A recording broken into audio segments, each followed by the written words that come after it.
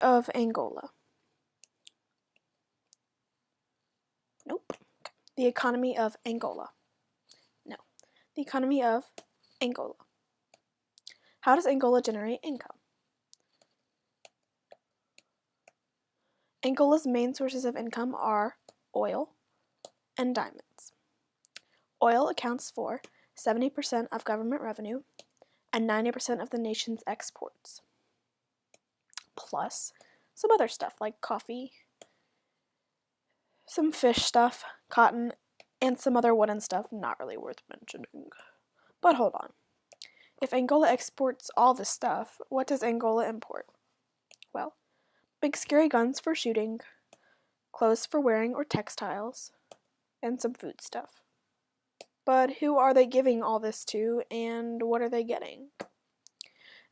These are called trade partners. Angola trades with China, Portugal, South Korea, the United States, South Africa, the United Kingdom, and France for imports, and China, India, the United States, Spain, South Africa, and France for exports. Okay, now for big words. What is GDP?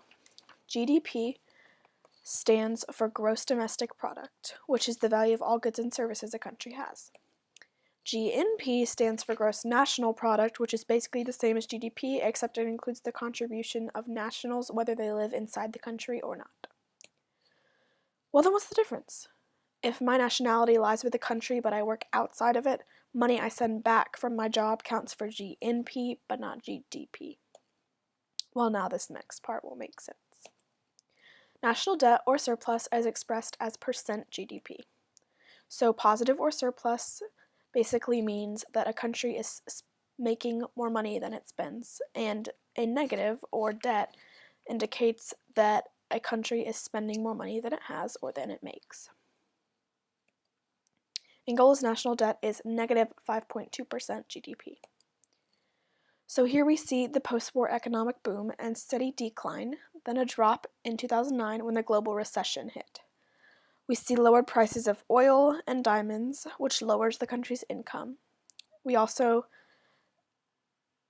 know that this is when Angola switched to Angolan kwanzas, abandoning their original currency peg.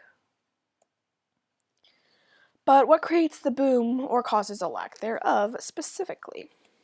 That's right, natural resources. Like those mentioned before, coffee, some fish stuff, cotton, and some other wooden stuff not really worth mentioning. But again, the main sources of income are oil and diamonds. Angola produces about 1.6 million barrels of oil daily, mostly pumped from offshore oil reserves. These numbers are reached primarily due to government quotas.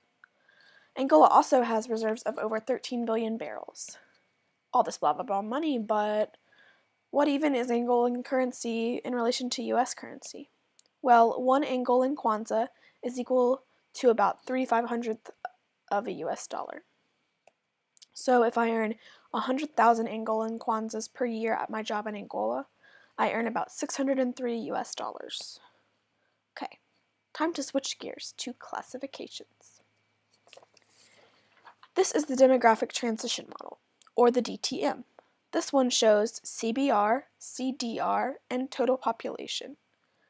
Angola would fall at about a late stage 2, possibly early stage 3 country, right here, because we can see death rates beginning to drop because of new technology and medicine, causing an increase in life expectancy, and we may see birth rate decreasing in early stage 3 due to more opportunities for women rather than just having children, and a possible increase in contraception or birth control. This classification can also be accounted for because rights aren't technically equal. We're beginning to see more contraception and rights for women. And the diseases are malaria and yellow fever. They are communicable rather than degenerative. Now for a new model. This is Wallerstein's world model, and it classifies countries based off of division of labor. Core countries are typically industrialized and capitalist and in control of global market. Semi-periphery countries are becoming industrialized, and they have characteristics of both core and periphery countries. Periphery countries are less developed.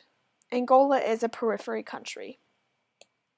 Angola, like basically all of sub-Saharan Africa, has a weak global market, weak state institutions, little technology, and poor education and health systems. Now for another model.